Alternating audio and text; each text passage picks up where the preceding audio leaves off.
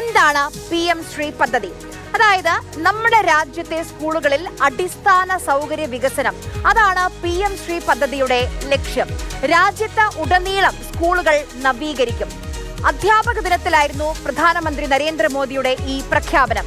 പ്രധാനമന്ത്രി schools for rising India 2022 September 7-നാണ് പ്രധാനമന്ത്രി നരേന്ദ്രമോദി ഈ പദ്ധതി പ്രഖ്യാപിക്കുന്നത്. രാജ്യത്തെ 14,500 സ്കൂളുകളാണ് ഈ പദ്ധതിയുടെ ഭാഗമാകുന്നത്.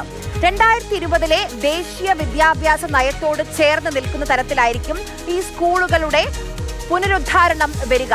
ഏറ്റവും കൂടുതൽ PM ശ്രീ സ്കൂളുകളുള്ളത് BJP ഭരിക്കുന്ന ഉത്തർപ്രദേശിലാണെന്ന് ഓർക്കണം. 1865 PM ശ്രീ സ്കൂളുകളാണ് ഉത്തർപ്രദേശിലുള്ളത്. തൊട്ട് പിന്നിൽ നിൽക്കുന്ന സംസ്ഥാനങ്ങൾ അത് മഹാരാഷ്ട്രയും ആന്ധ്രാപ്രദേശുമാണ്. 5 വർഷത്തേക്ക് 27,360 കോടി രൂപയാണ് ഈ മൊത്തം പദ്ധതിയുടെ ചെലവായി കേന്ദ്ര സർക്കാർ കണക്കാക്കുന്നത്. ഇനി ഇതിന്റെ ഫണ്ട് എങ്ങനെയാണ്? 7 സ്കൂളുകൾ നവീകരിക്കാനുള്ള മൊത്തം തുകയുടെ 60% കേന്ദ്രവും 40% സംസ്ഥാനവും വഹിക്കും. ഇനി ഈ സ്കൂളുകളെ എങ്ങനെയായിരിക്കും ഓരോ സംസ്ഥാനങ്ങളിൽ നിന്ന് അല്ലെങ്കിൽ ഓരോ പ്രദേശങ്ങളിൽ നിന്ന് തെരഞ്ഞെടുക്കുക?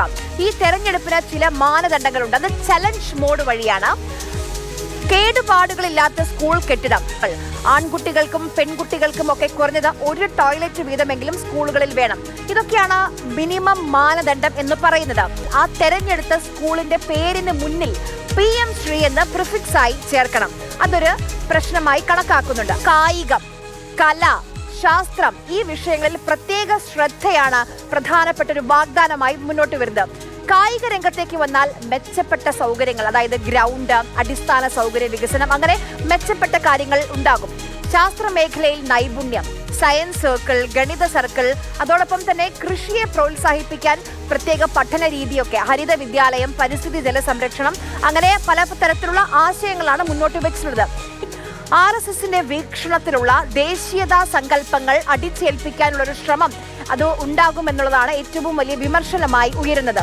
അതോടൊപ്പം തന്നെ ഏകപക്ഷീയമായ ചരിത്രാഖ്യാനവും ഒരു പ്രതിസന്ധിയാണ്. പക്ഷെ കേരളം ഇപ്പോൾ പറയുന്ന കാര്യം എന്താണ്? അത് പദ്ധതിയുടെ വിഹിതം അത് നഷ്ടമാകരുതെന്ന് പറഞ്ഞാണ് ഇപ്പോൾ കേരളം ഈ പദ്ധതിയിൽ ഒപ്പിടാൻ അല്ലെങ്കിൽ ഈ പദ്ധതിയുടെ ഭാഗമാകാൻ ഇപ്പോൾ തീരുമാനിച്ചിരിക്കുന്നത്.